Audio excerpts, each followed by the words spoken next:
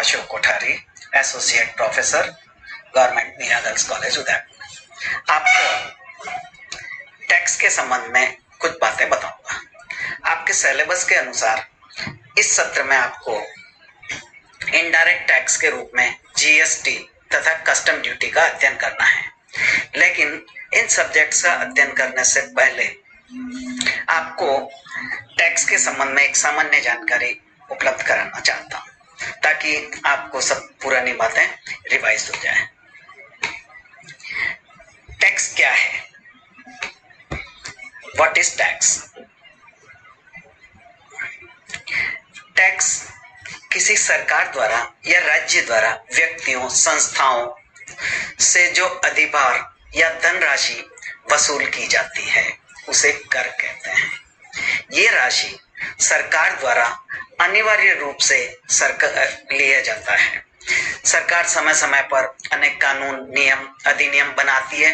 उन्हीं नियमों और अधिनियमों के अनुसार सरकार आपसे ये कर वसूल करती है। सरकार इस कर का उपयोग, इस कर से प्राप्त राशि का उपयोग देश में विभिन्न प्रकार के निर्माण कार्यों के लिए, हेल्थ केयर के लिए, एजुकेशन के लिए, इंटरनल सिक्योरिटी के लिए, बॉर्डर सिक्योरिटी के लिए तथा अनेक प्रकार के देश में कार्य उपलब्ध कराने के लिए, रोजगार डेवलपमेंट के लिए इन राशियों का उपयोग किया जाता है।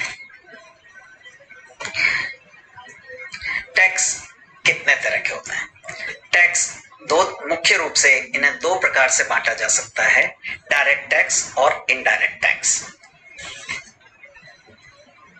डायरेक्ट टैक्स किसे कहेंगे, इसका क्या मीनिंग है?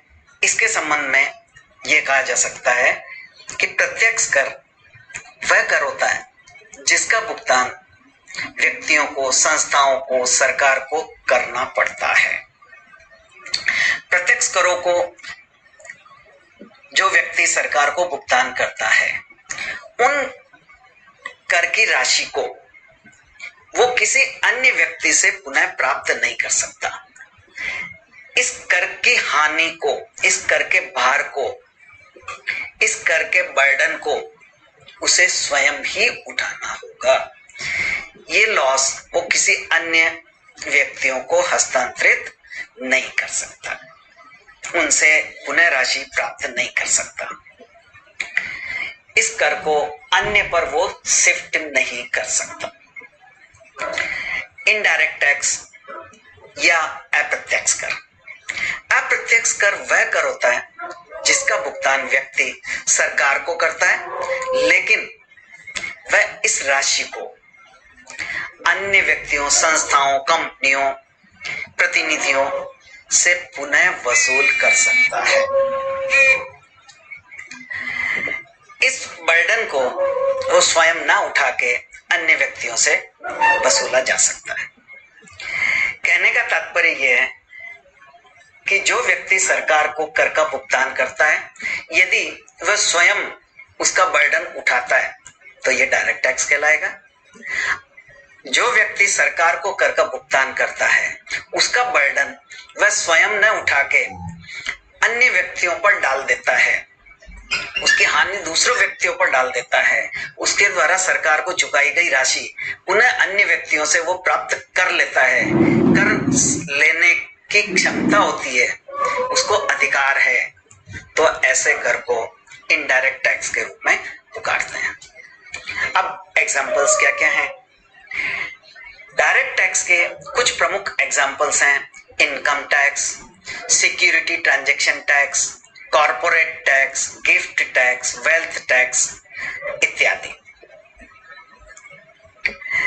ये कौन से टैक्स हैं? इनकम टैक्स व्यक्तियों की आय पर कर लगता है। व्यक्ति जैसे जैसे इनकम कमाता है, विभिन्न प्रकार की आय का योग किया जाता है और इस योग के आधार पर उससे टैक्स वसूल किया जाता है। STT, security transaction tax.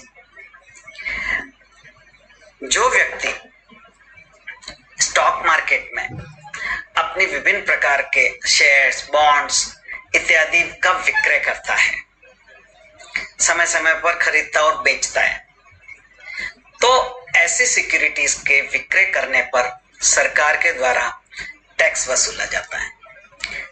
जब भी वो सिक्योरिटी दूसरों को बेचेगा, सरकार उससे टैक्स वसूल करेगी। ये सिक्योरिटी ट्रांजैक्शन टैक्स या एसटीटी के रूप में पुकारा जाता है। कॉरपोरेट टैक्स सरकार द्वारा विभिन्न प्रकार की कंपनियों से, कॉरपोरेट से जो टैक्स वसूल करती है उसे कॉरपोरेट टैक्स कहते हैं। उन कंपनियों द्वारा कमाई गई आय में से सरकार उनसे टैक्स वसूल करती है। गिफ्ट टैक्स, यदि कोई व्यक्ति दूसरों से गिफ्ट प्राप्त करता है, अपनी आय दूसरों को देता है, कोई व्यक्ति अपनी इनकम दूसरों को देता है या कोई राशि दूसरों को गिफ्ट के रूप में देता है, तो इस समय गिफ्ट टैक्स लागू होता है और गिफ्ट की गई राशि के अनुसार टैक्स वसूला जाता है। वेल्थ टैक्स, संपत्ति कर, जैसा कि नाम से स्पष्ट है, व्यक्ति की संपत्ति कितनी है उस संपत्ति के मूल्य के आधार पर सरकार उनसे कर वसूल करती है। अधिक जिन व्यक्तियों के पास संपत्ति है उनसे अधिक टैक्स लिया जाता है, जिन व्यक्तियों के पास संपत्ति कम है उनसे या तो टैक्स नहीं लिया जाता है या कम लिया जाता है। इस तरह से ये इसके कुछ उदाहरण हैं प्रत्यक्ष करके। इनडायरेक्ट टैक्स के रूप में sales tax, custom duty, excise duty, service tax, GST इत्यादि कर के रूप में देखा जाता है। सेल्स टैक्स क्या होता है? व्यक्ति जब अपने माल की बिक्री करता है, माल दूसरों को हस्तांतरित करता है और उसके बदले में राशि प्राप्त करता है, तो ऐसी बिक्री के समय सरकार उनसे टैक्स वसूल करती है, जिसे हम सेल्स टैक्स कहते हैं। कस्टम ड्यूटी, जब कोई व्यक्ति विदेशों से भारत में माल का आयात करता है अथवा भारत से विदेशों को माल बेचता है, निर्यात करता है, तो ऐसे समय सरकार उससे कर वसूल करती है। उसे हम सीमा शुल्क या कस्टम ड्यूटी के रूप में पुकारते हैं। इसी प्रकार एक्साइज ड्यूटी या उत्पादन कर, एक्साइज ड्यूटी भारत में जब कोई व्यक्ति, संस्था माल का निर्माण करती है, उत्पादन करती है, मैन्युफैक्चरिंग करती है, तो उस समय सरकार उससे कर वसूल करती है, जिसे एक्साइज ड्यूटी के रूप में पुकारते हैं। अगला सर्विस टैक्स, सेवा कर। बहुत सारे व्यक्ति या संस्थाएं विभिन्न प्रकार के सेवा कार्यों में लगे हुए हैं।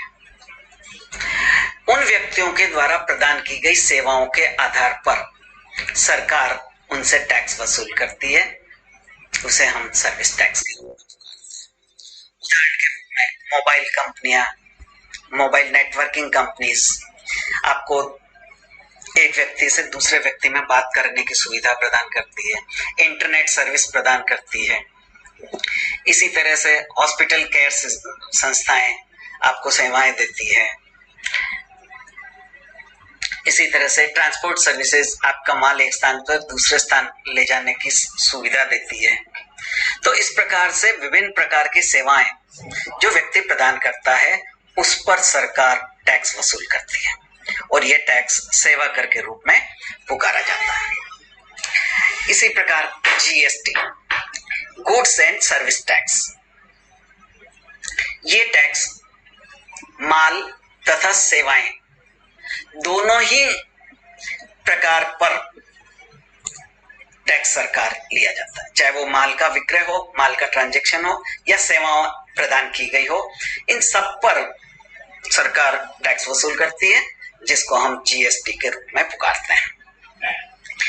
ये विभिन्न प्रकार के जो कर हैं समय समय पर सरकार लागू करती है उपयुक्त परिस्थितियां नहीं होने पर बंद भी कर देती है, समाप्त कर देती है, और जैसी आवश्यकता है उसके अनुसार सरकार इन टैक्स को लागू करती है, उनके रेट लागू करती है, समय समय पर रेट चेंज करती है, रेट बदलती है।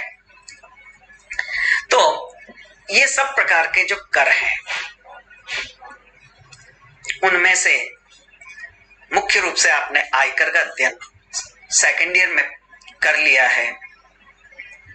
इस सत्र में आपको जीएसटी तथा कस्टम ड्यूटी का अध्ययन करना है, लेकिन इन दोनों करों के अध्ययन करने से पहले आपको ये सब जानकारी होना आवश्यक है कि कर क्या है, कितने हैं, कितने प्रकार से हैं, कौन कौन से हैं, इनकी क्या इंपॉर्टेंस है, ये सब जानना आपके लिए आवश्यक है।